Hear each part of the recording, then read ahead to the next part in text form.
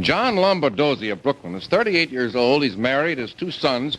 He's been in trouble with the law, both federal and local, for a long time. And most recently, he was arrested this week for alleged involvement in a rather large jewelry swindle.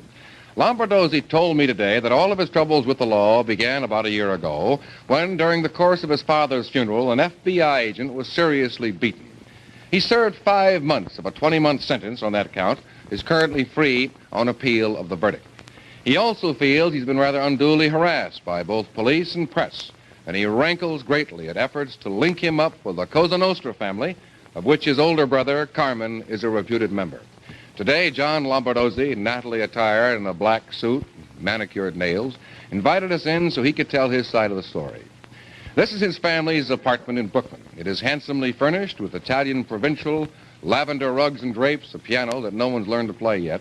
Lombardozzi said he has not worked for 10 months and lives by borrowing from his friends and an occasional dollar or two at the track.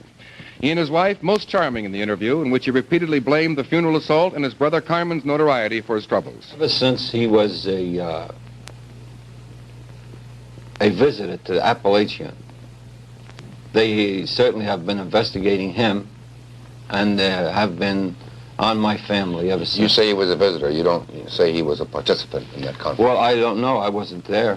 And I could only go by the newspapers that he was there.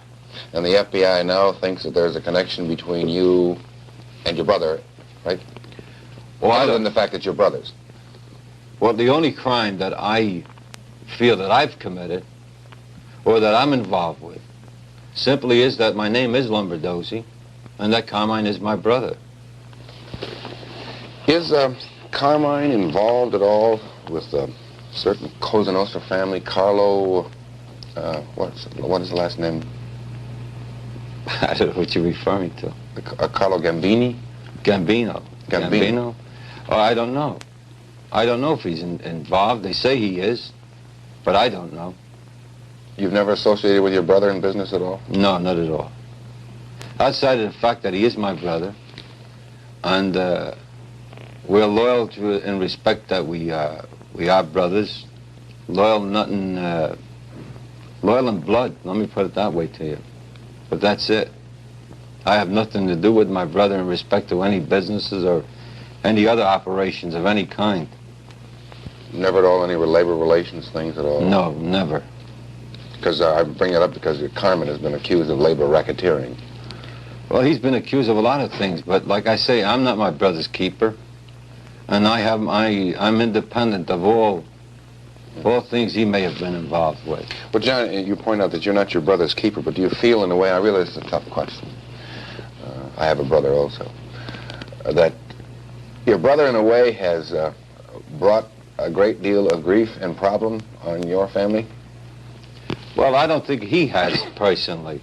It's the fact that the publicity that was attributed to the Appalachian convention and all the things that have occurred since then and all the publicity stemming from that particular convention certainly has hurt the family and certainly has given us plenty of grief.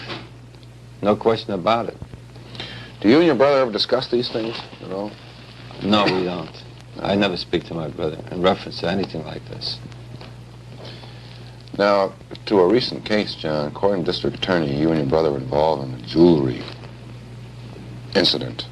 And your brother, he's getting out of jail today, isn't he, from a contempt citation? From a contempt citation. Was there a swindle? No. What happened? Well, first, I must say, in all due respect, my brother has nothing to do whatsoever with that deal, at all. And I use the term that deal because I'm getting so used to being indicted since the funeral that I expect anything to happen. But my brother has not been involved in that. That was a legitimate transaction, and it will be brought out in the courts. That was a legitimate deal. He also talked much about the assault on the FBI agent, a key witness that lied and is currently hiding in fear of his life, his involvement in securities and other alleged criminal attacks and harassment. Tomorrow on this broadcast, you will hear John Lombardozzi tell his side of that assault case and why he wants a congressional investigation, which he says will clear his good name. Another man was indicted along with John Lombardozzi in that $94,000 jewelry swindle, Michael Scandifia of Hinsdale, New Jersey, and he turned himself in today, one day after Lombardozzi. Scandifia, known as Mike Scandy, spent a rather busy day coming from the district attorney's office to be booked here at the Elizabeth Street Police Station, moving on to headquarters to be photographed, and then going on to criminal court for arraignment on charges of grand larceny. Scandifia and Lombardozzi are accused of swindling one firm of the jewels, then turning right around and selling them to another gem company for about 2/3 of the original retail price.